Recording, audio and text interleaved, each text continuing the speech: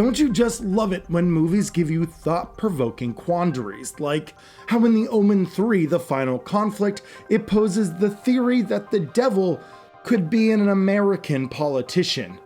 Wait, isn't that already the case? I thought we were talking about fiction here. Welcome to the Hellbound Horror Show.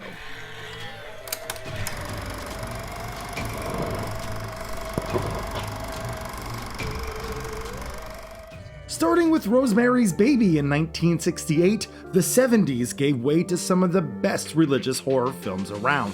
The Exorcist, Beyond the Door, the Amityville Horror, and of course, The Omen. It's all for you!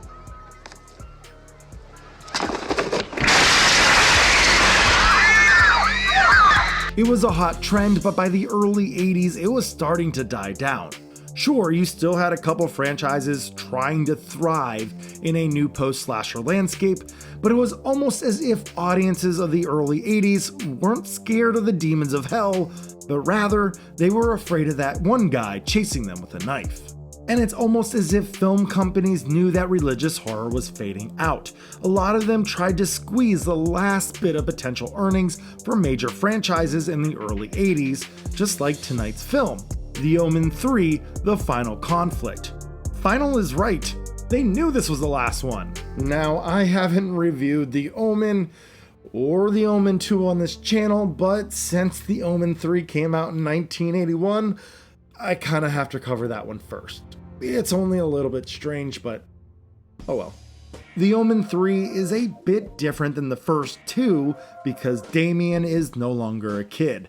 He's an early 30s businessman who becomes the American ambassador for Great Britain, which was actually the same job his dad had in the first one. I don't know about you, but my parents always told me to never talk about religion or politics, and here I am on the internet talking about both.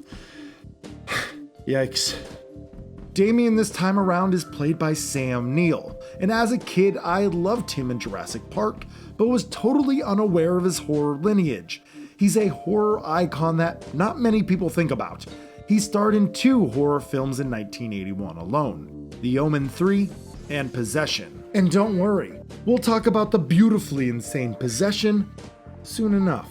The basic plot of The Omen 3 is that Damien is the Antichrist and has gained a tremendous following. He's on pace to rule the world, however, there are 7 religious monks who found the only daggers in the entire world that can kill Damien. One by one, they try killing the son of Satan just to die in some grisly ways. Eventually, the stars line up. Literally, the stars line up, and the second coming of Jesus happens. Damien knows the Son of God was born throughout the night, so he has his disciples kill every male child born on that day.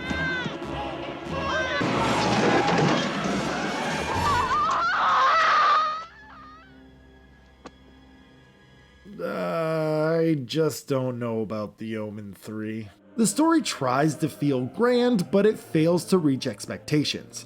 Performances are mixed, but Sam Neill stood out as a positive. The music is larger than life and has a similar feel to previous Omen films, but maybe not as impactful. Gore and effects are relatively par for the course. Cinematography is fine, but mostly unremarkable. There's something about the Antichrist being a child that makes the idea and story terrifying. It's the potential of evil in something innocent that fuels our nightmares. The Omen 3 has no real mystery or innocence to it. Damien is now just an evil politician. And the thing is, I don't even think he's as evil as some of the normal human politicians out there. Now the real question is The Omen 3 a good standalone horror film? Let's pretend all the other Omen films in the franchise don't exist. Would part 3 work as a horror film? Maybe. The Monks on a Mission story could be fun for those not familiar with the franchise. The film does an okay job of getting new audiences up to snuff, but the beginning could be a bit jarring for newcomers of the series. The whole fact that Sam Neill's character is Satan's son and has devoted followers part of his political party could seem a bit strange.